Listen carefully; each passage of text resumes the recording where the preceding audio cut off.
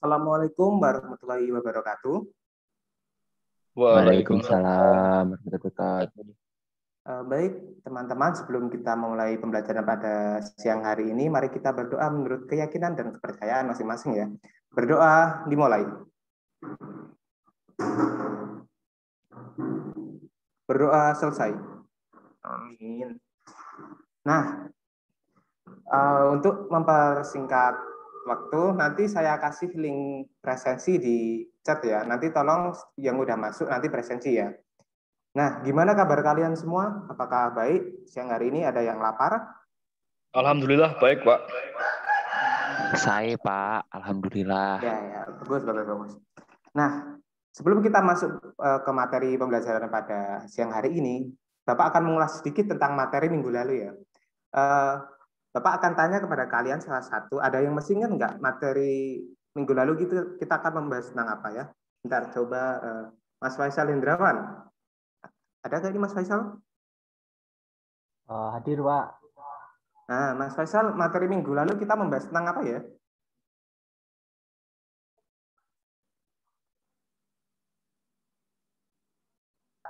Alur cerita drama ya, Pak? Ya, betul. Nah, pintar. Berarti Anda memperhatikan nih sepertinya. Bapak akan menjelaskan kembali ya tentang apa itu alur cerita dalam drama.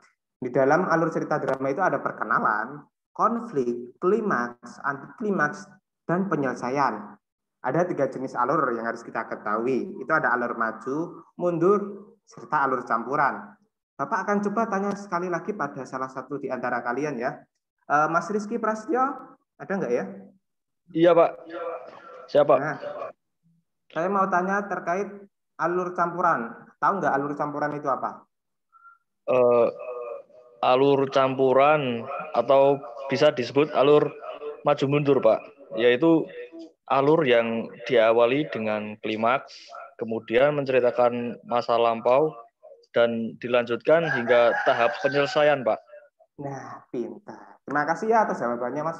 Mantap. Iya, Pak.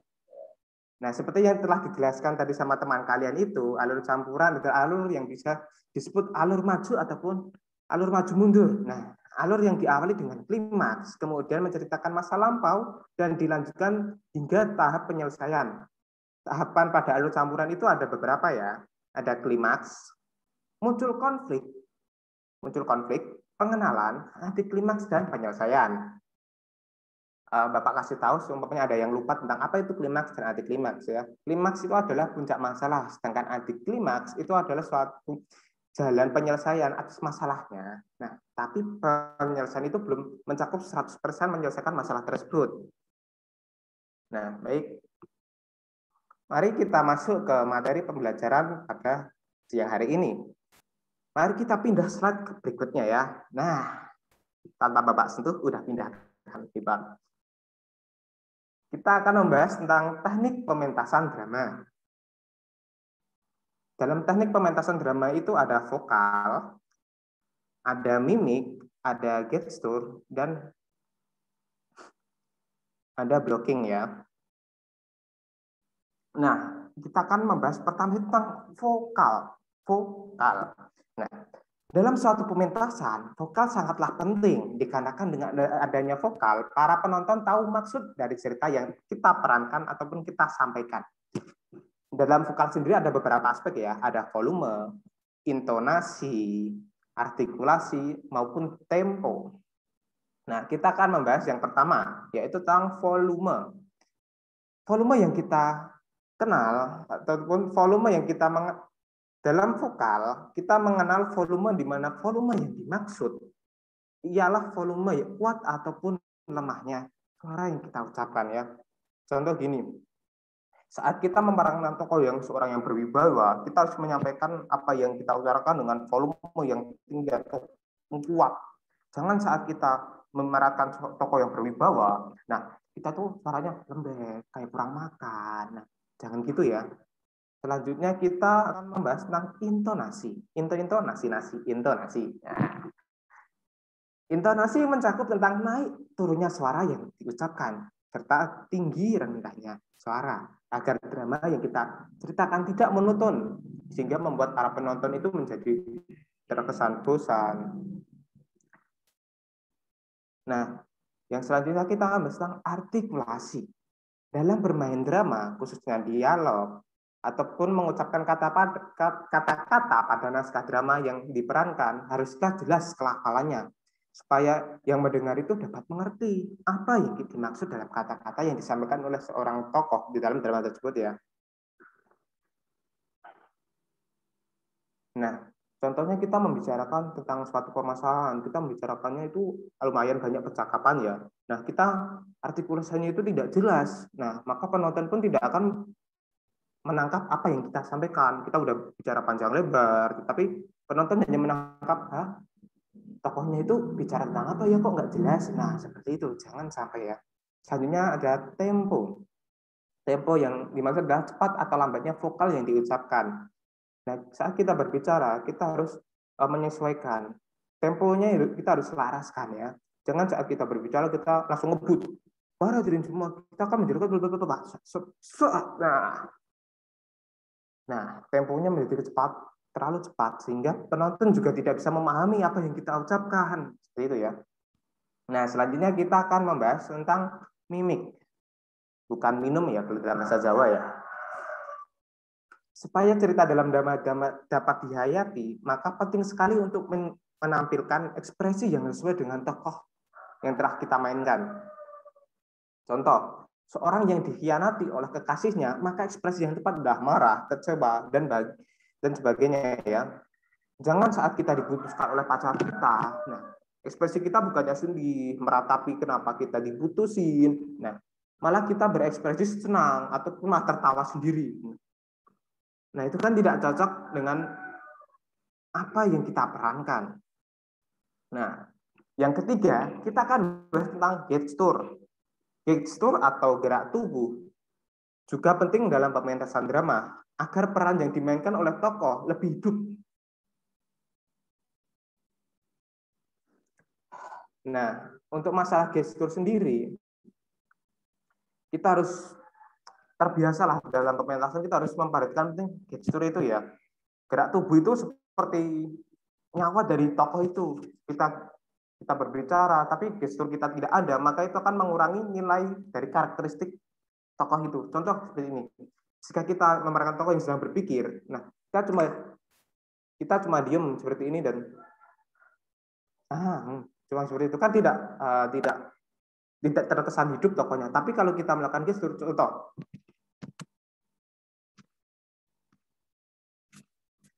nah itu akan menjadi lebih hidup. Walaupun itu cuma gerakan tangan yang sederhana, itu akan sangat berpengaruh terhadap tokoh itu ya. Nah, yang keempat kita akan membahas tentang blocking. Yang kita tahu itu yang seperti yang ada di yang saya jelaskan itu, blocking yang tidak membelakangi penonton ya. Jadi dalam sebuah pementasan, para tokoh dilarang untuk melakukan blocking. Karena nantinya cerita yang disampaikan tidak akan sampai pada penonton karena blocking tersebut. Contoh biar mudah dipahami gini. Saat kita berbicara dengan lawan bicara kita di sebelah kiri ya. Ini sebelah kiri loh, bukan kanan. Nah, di sebelah kiri. Nah, kita ingin menunjuk lawan bicara kita. Kita menunjuk dengan tangan kanan. Nah, kita menunjuk lawan bicara kita dengan tangan kanan ini. Namanya blocking. Kenapa blocking? Ini tangan kanan ini ya, yang ini. Ya, yang ini. Itu akan menutupi sebagian dari tubuh kita. Nah, itu akan menutupi area sini. Nah, maka dari itu kan namanya blocking karena tertutup. Harusnya kita menggunakan tangan kiri supaya tubuh kita pun terlihat oleh penonton. Seperti itu ya. Mari kita pindah ke slide berikutnya. Yuk kita pindah. Bentar ya. Mari kita pindah ke slide berikutnya. Nah, kita akan membajari teknik pementasan drama. Sekarang yang tadi Pak Guru sampaikan kan secara umumnya. Yang sekarang akan saya sampaikan itu menurut Rendra. Kalau ada yang belum tahu, Rendra itu adalah seorang sastrawan kenamaan Indonesia ya. Baik, kita akan langsung masuk saja ke materinya. Yang pertama ada teknik muncul.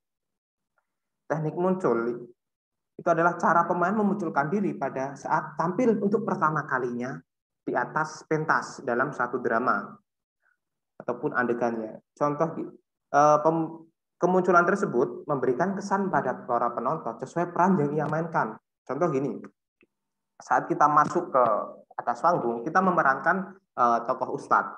Nah, tokoh ustadz itu memiliki ciri-ciri berwibawa, bijaksana. Nah, kita tuh harus masuk dengan keanggunan, dengan kewibawaan. Kita harus mencerminkan bahwa itu adalah seorang ustadz ya. Bukan saat kita masuk ke panggung. Nah, kita seperti menyelonong masuk seperti maling, kan tidak tepat dengan karakter si tokoh tersebut. Kita memainkan ustadz, tetapi ciri-ciri kita ataupun saat kita masuk, kita seperti seorang preman yang waton masuk gitu. Nah, itu kan tidak sesuai. Selanjutnya itu ada teknik memberi isi. Nah, teknik memberi isi ini lumayan agak membingungkan kalau kalian tidak memperhatikan dengan baik ya. Teknik memberi isi itu pengucapan suatu kalimat dengan penekanan makna tertentu melalui tempo nada. Misalnya gini, kita akan menggunakan satu kalimat saja untuk mengaplikasikan teknik memberi isi ini ya. Dia sangat baik kepadaku.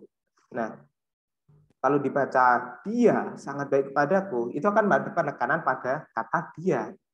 Artinya itu bukan saya ataupun mereka atau mereka. Kemudian dia sangat baik kepadaku, kita penekanan pada kata sangat. Dia sangat baik kepadaku.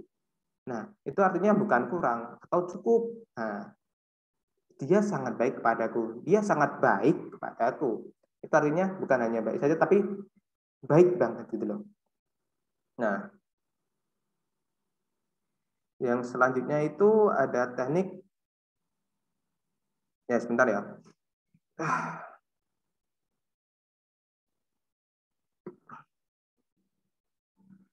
Selanjutnya itu ada teknik pengembangan. Teknik membuat drama bergerak Teknik membuat drama bergerak dinamis menuju klimaks atau drama agar tidak datar. Di dalam teknik pengembangan itu ada teknik pengembangan pengucapan, jasmania, timing. Nah, itu mari kita akan membahas satu persatu ya. Pertama adalah teknik pengembangan pengucapan. Teknik pengembangan pengucapan itu seperti yang tadi saya sampaikan, itu seperti menaikkan volume suara ataupun sebaliknya. Menaikkan tinggi nada suara ataupun sebaliknya. Menaikkan kecepatan tempo suara ataupun sebaliknya. Seperti itu ya.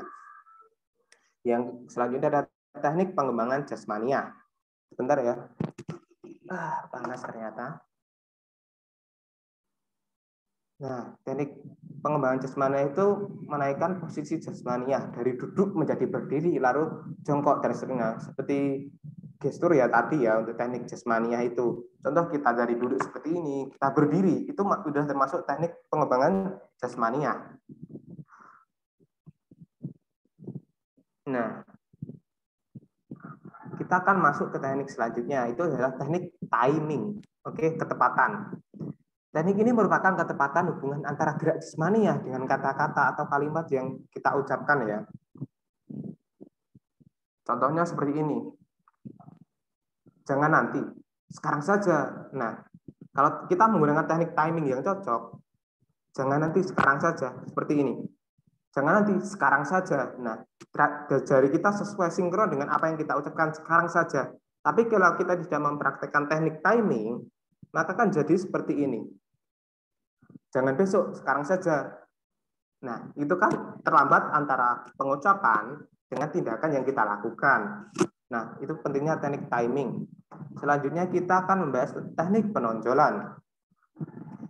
Penonjolan ini merupakan teknik di mana seorang pemain harus memahami pada bagian mana suatu kalimat yang perlu ditonjolkan pada saat diucapkan. Seterusnya pada bagian mana dalam suatu adegan yang perlu ditonjolkan. Hal ini agar penonton dapat menikmati pementasan dengan penuh keharuan. Nah, contoh kita saat adegan itu kita sedang memasuki suasana yang sedih. Nah, saat sedih itu harus menonjolkan tentang kesedihan itu. Jangan malah saat sedih itu kita malah menonjolkan bagian kita malah tertawa. Kita ada teks ataupun naskah itu sedang bersedih, tapi kita membacakannya atau kita mengaplikasikan atau kita memerankan itu dengan riang, itu kan tidak sesuai dengan teks naskah tersebut. Nah, itu adalah materi pada siang hari ini. Nah, selanjutnya baik itu PPT-nya akan Bapak tutup aja ya, biar kita bisa leluasa untuk berinteraksi. Baik, selanjutnya Bapak akan menerapkan teknik pementasan drama ke dalam satu naskah. Bapak akan kirim kepada kalian salah satu cuplikan ataupun salah satu percakapan naskah drama. Ntar Bapak akan share ke chat Zoom ya. Sebentar. Di mana chatnya? Bentar ya.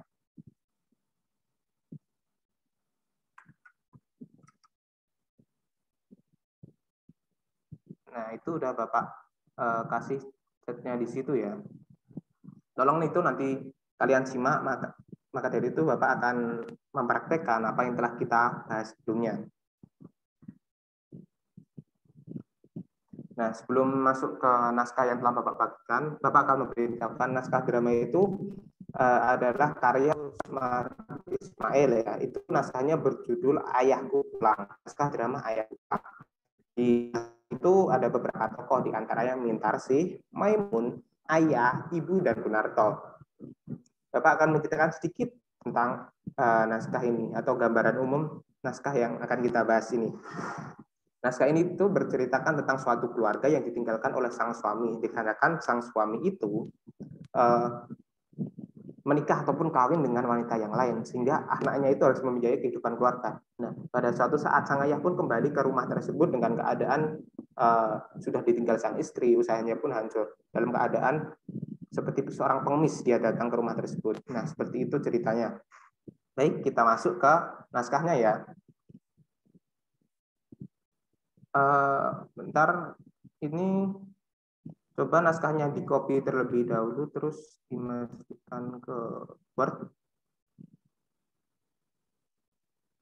Saya mau minta tolong Mas Faisal ya. Mas Faisal, tolong itu naskahnya yang sudah saya kirimkan bisa di copy ke Word terus ditampilkan enggak ya Mas? Baik Pak, sebentar Pak. Ya, terima kasih ya. Biar kita juga bisa lihat itu naskahnya seperti apa ya.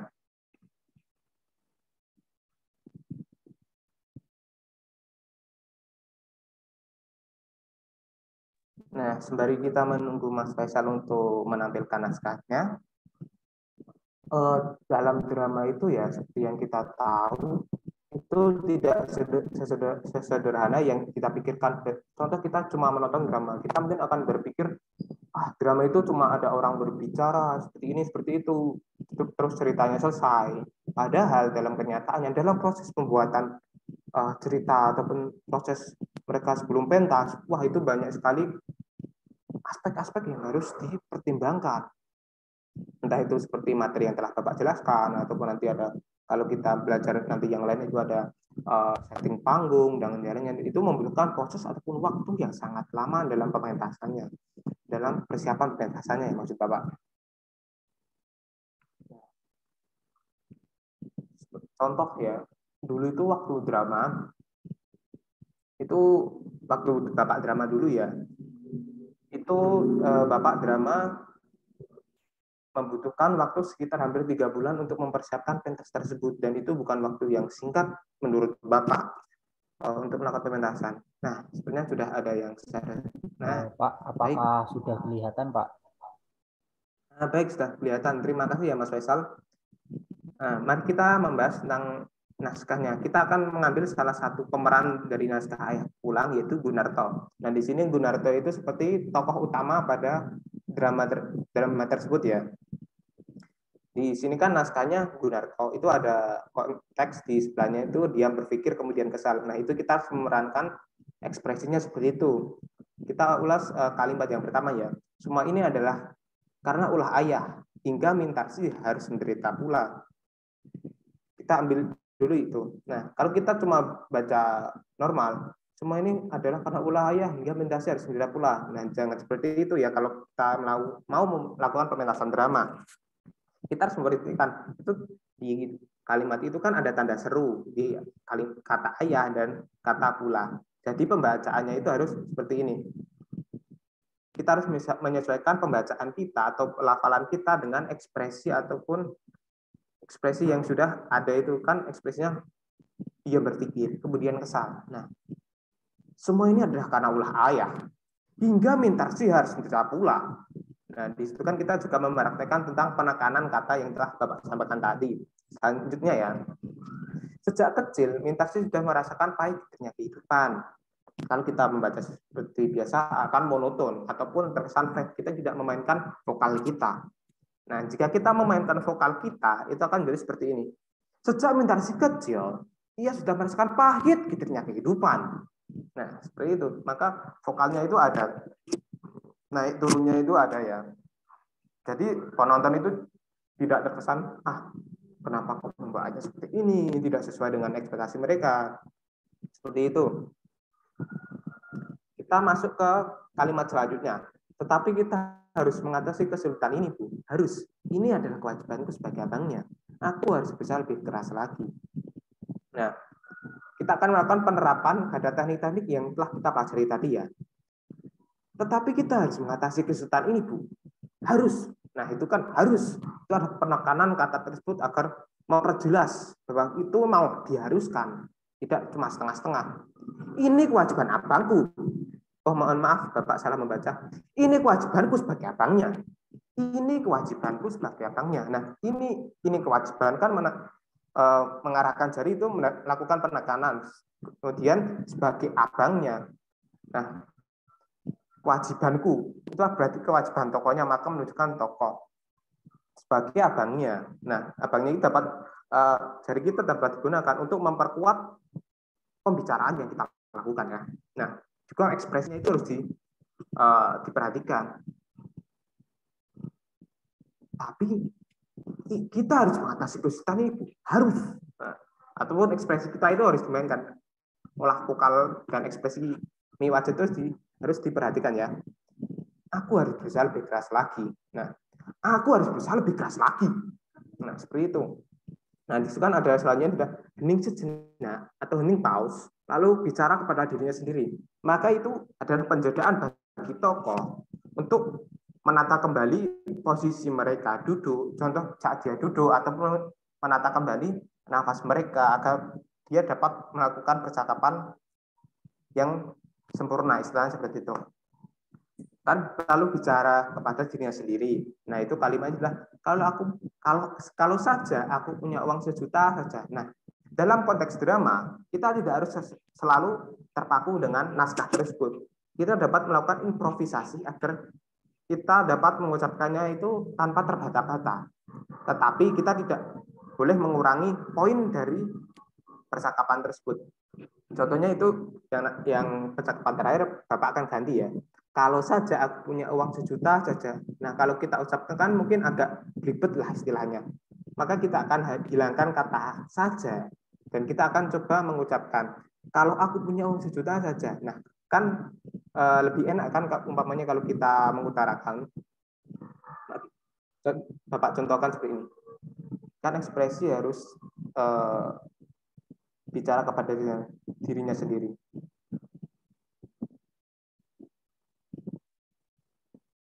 Kalau aku punya uang 1 juta saja.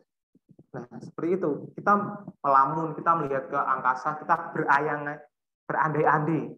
Seandainya aku punya uang sekian, maka adikku, si Mintarsi, tidak akan bekerja terlalu keras. Nah, seperti itu. Kita harus memahami tentang apa yang kita ucapkan untuk melakukan teks selanjutnya. Seperti itu. Nah, Bapak kan sudah memberikan cuplikan tentang bagaimana penerapan ataupun demonstrasi teknik-teknik dalam drama. Nah, sekarang apakah ada yang ingin bertanya? Bapak buka pertanyaan, silakan kalau ada yang ingin bertanya. Mas Pras, apakah mau bertanya Mas Pras?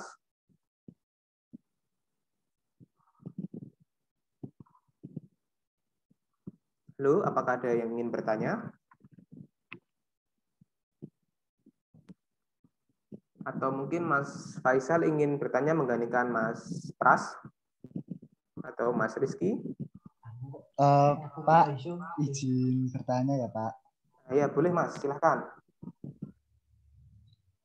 Mau tanya Pak, bagaimana jika kita itu kalau waktu di atas panggung tiba-tiba lupa tentang skrip atau percakapan yang harus kita ucapkan itu, terus bagaimana ya Pak ya? Ini yang saya tunggu ini. Pertanyaan dari Mas Miko ini ya adalah pertanyaan sejuta umat, istilahnya apa itu. Kenapa? Karena pertanyaan yang ditanyakan Mas Miko ini terjadi, benar-benar terjadi pada aktor-aktor yang baru saja memasuki dunia drama. Pertanyaannya kan bagaimana jika saat kita pentas, kita lupakan naskah yang harus diucapkan kan? Nah, saat kita memulai pentas atau saat kita penggarap naskah tersebut sebelum pementasan, kita harus merembuk atau kita harus membicarakan naskah tersebut dengan berbagai aktor yang ada. Nah, semua aktor tersebut itu harus memahami tentang percakapan tersebut. Jadi, seumpama kalau kita sedang tampil, kita sedang pentas, kita lupa. Nah, saat kita lupa itu pasti teman kita harus ingat lah. Itu kan soalnya kita tampil maka harus ingat. Nah, teman kita itu mungkin yang ingat tersebut akan mengingatkan pemain ataupun tokoh yang lupa itu dengan kode ataupun dia melakukan seperti namanya percakapan tertentu lah. Dia mengkode dengan jari ataupun dengan percakapan improvisasi untuk memancing sang tokoh itu mengingat kembali naskah yang ia bicarakan. Nah, saat ia sudah dipancing, ia mungkin masih lupa kan. Nah, kalau saat pemain tokohnya itu lupa sendiri dan biasanya itu kena demam panggung ya. Saat ia lupa, terus ia ngeblank. Nah, bisa mungkin tokoh yang lupa itu melakukan improvisasi. Saat teman bicaranya memancing, dia akan memberikan improvisasi yang sesuai. Nah, saat improvisasi selesai, baru dia masuk kembali ke naskah yang harus ia ucapkan karena ia sudah mengetahui akibat dari pancingan tersebut. Seperti itu Mas Miko, bisa dipahami tidak? Nah, mungkin Mas Miko terkendala jaringan ya. Baik, sebenarnya Bapak ingin masih melanjutkan banyak, tetapi jadwal kita sudah hampir habis untuk pembelajaran pada siang hari ini. Maka dari itu Bapak akan melakukan penugasan ya.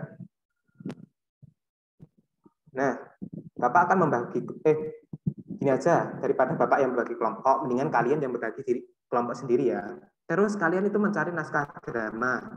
Minggu depan, kita coba mempraktekkan naskah yang telah kalian dapatkan itu, yang telah kalian cari. Tapi jangan lupa, buat kelompoknya terlebih dahulu ya.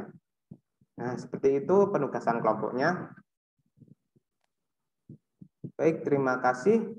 Saya memberikan apresiasi yang sebenarnya kepada teman-teman yang telah berpartisipasi dalam pembelajaran kali ini.